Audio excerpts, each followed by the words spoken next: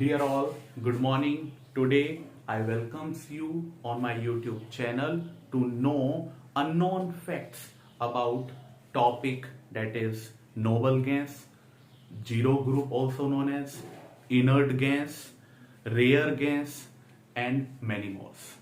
This topic is important for all the competitive exams, yeah, for all the basic knowledge who loves chemistry.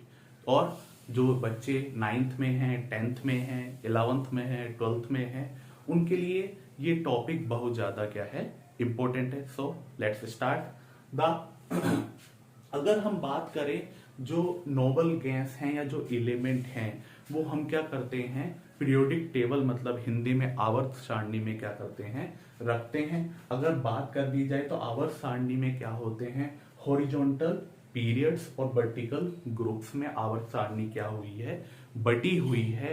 और horizontal periods, total periods कितने होते हैं, 7 होते हैं. और जो ग्रुप्स होते हैं वो कितने होते हैं, 18 होते हैं. याद रखने के लिए आप हिमाचल प्रदेश वेरी गुड से आप क्या रख सकते हैं, याद रख सकते हैं. कई बार क्वेश्चन आ जाता है आपका एसएससी लेवल पे जनरल साइंस में, जो भी कॉम्पिटिटिव एग्जाम्स में जनरल साइंस होती है उसके लिए ये टॉपिक बहुत ज्यादा क्या है, इंपॉर्टेंट है. तो हम ग्रुप 18 या 0 उसको हम कहते हैं. सारे एलिमेंट्स जो उसमें आते हैं वो क्या होते हैं, इनर्ट होते हैं, रेयर होते हैं, नोबल और इनएक्टिव उनको क्या होता है, कहा जाता है, डिफरेंट नेम से जाना जाता है.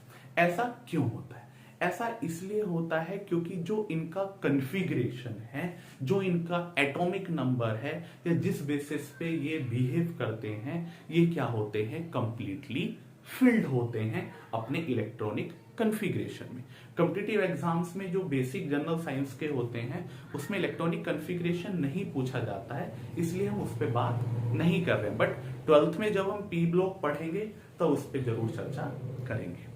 तो हमारा क्या था, याद, शॉर्ट, एससी मतलब शॉर्टकट. याद रखने का क्या तरीका है, हीना रिप्रेजेंट करती है हीलियम को, नीना रिप्रेजेंट करती है नियोन को, और रिप्रेजेंट करता है आर्गन को, करीना रिप्रेजेंट करती है क्रिप्टन को, एक्सरे रिप्रेजेंट करता है जिनोन को, और रंगीन रिप्रेजेंट करता है आरएन को मतलब रेडोन को. कहने का मतलब क्या है, हीना, नीना और करीना का एक्सरे रंगीन.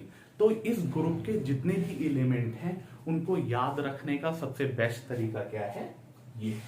अब और भी अगर देखा जाए तो ये तो एक बेस्ट तरीका है, इसी तरीके से हम याद रख पाते हैं. और भी बेस्ट तरीका क्या है कि जो भी इंग्लिश का कोई भी वर्ड होता है वो कहीं ना कहीं रूट वर्ड से मिलता है. रूट वर्ड्स क्या होते हैं, ग्रीक फॉर्म में हो सकते हैं, इटालियन फॉर्म्स में हो सकते हैं, लैटिन फॉर्म्स में हो सकते हैं.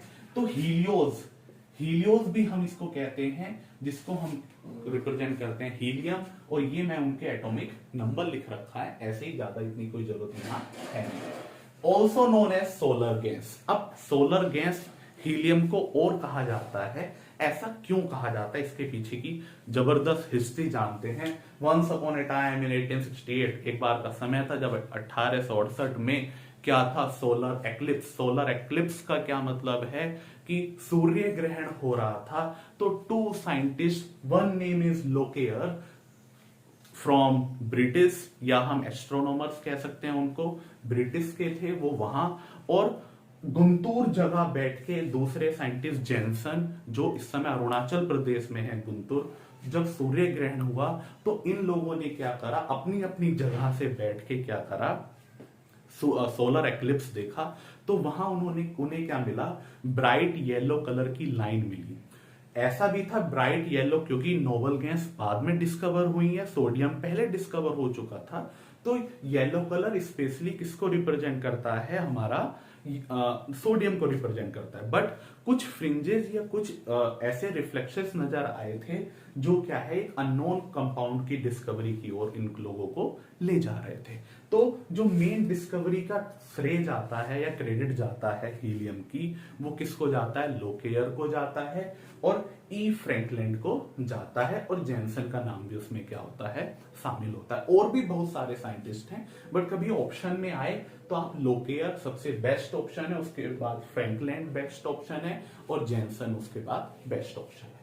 इसके बाद अगर हम देखें तो कई सारी कहानियां भी हमने क्या है हीलियम के रेस्पेक्ट में पढ़ी, कि एक गांव में एक बलून या गुब्बारे बेचने वाला जाया करता था, तो वो सिंपल गैस के बलून थोड़े दिन बाद बच्चे बोर होने लगे थे, बट एक टाइम बाद दूसरा बंदा वहां आता है और वो हीलियम उसमें गैस भरता है और वो बलून उड़ा करते थे, तो सब लोग उसी से बलून लिया करते थे। तो हीलियम क्योंकि एक लाइट वेट क्या है, हमारी गैस है, तो वो क्या होती है आकाश में क्या हो जाता है, उसमें अगर फिल कर देते हैं बलून उड़ जाया करता था, तो बच्चों को बहुत अट्रैक्टिव लगा करता था। तो हीलियम का यूज ये सबसे क्या है बेस्ट यूज है हीलियम का।